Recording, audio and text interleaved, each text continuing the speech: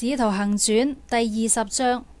亂定之後，保羅請門徒來勸勉他們，就辭別起行，往馬其頓去，走遍了那一帶地方，用許多話勸勉門徒，然後來到希臘，在那裏住了3個月，將要坐船往敘利亞去。猶太人設計要害他，他就定意從馬其頓回去。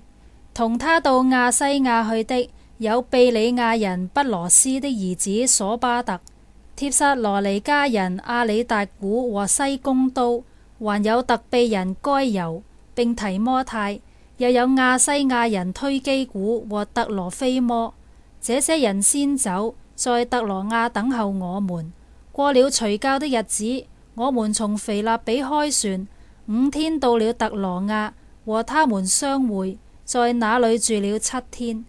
7日的第一日，我們聚會擘餅的時候，保羅因為要次日起行，就與他們講論，直講到半夜。我們聚會的那座樓上有好些燈燭，有一個少年人名叫猶推古，坐在窗台上困倦沉睡。保羅講了多時，少年人睡熟了，就從3層樓上掉下去，扶他起來，已經死了。保羅下去伏在他身上，抱着他說：你們不要發慌，他的靈魂還在身上。保羅又上去擘餅吃了，談論許久，直到天亮，這才走了。有人把那童子活活地領來，得的安慰不少。我們先上船開往亞朔去，意是要在那裏接保羅，因為他是這樣安排的。他自己打算要步行，他既在亞朔與我們相會，我們就接他上船，來到米推利尼，從那裏開船。次日到了基亞的對面，又次日在撒摩靠岸，又次日來到米利都。乃因保羅早已定意越過以弗所，免得在亞西亞耽延，他急忙前走，巴不得趕5旬節能到耶路撒冷。保羅從米利都打發人往以弗所去，請教會的長老來。他們來了，保羅就說：你們知道，自從我到亞西亞的日子以來，在你們中間始終為人如何，服侍主，凡事謙卑，眼中流淚，又因猶太人的謀害經歷試煉。你們也知道，凡與你們有益的，我沒有一樣避諱不說的。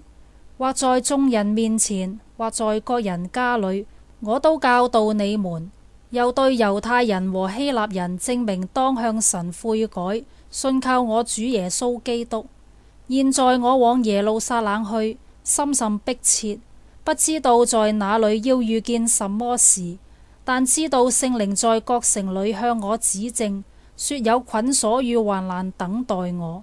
我卻不以性命為念，也不看為寶貴，只要行完我的路程，成就我從主耶穌所領受的職事，證明神恩惠的福音。我素常在你們中間來往，傳講神國的道。如今我曉得你們以後都不得再見我的面了，所以我今日向你們證明，你們中間無論何人死亡，罪不在我身上，因為神的旨意，我並沒有一樣避諱不傳給你們的。聖靈立你們作全群的監督，你們就當為自己謹慎，也為全群謹慎，牧養神的教會，就是他用自己血所買來的。我知道我去之後，必有兇暴的豺狼進入你們中間，不愛惜羊群，就是你們中間也必有人起來說悖謬的話，要引誘門徒跟從他們。所以你們應當警醒，紀念我3年之久，晝夜不住地流淚勸誡你們各人。如今我把你們交託神和他恩惠的道，這道能建立你們，叫你們和一切成聖的人同得基業。我未曾貪圖一個人的金銀衣服，我這2隻手常供給我和同人的需用，這是你們自己知道的。我凡事給你們作榜樣，叫你們知道應當這樣勞苦，扶助軟弱的人，又當紀念主耶穌的話說：施比受更為有福。保羅說完了這話，就跪下同眾人禱告。眾人痛哭，抱着保羅的頸項和他親嘴。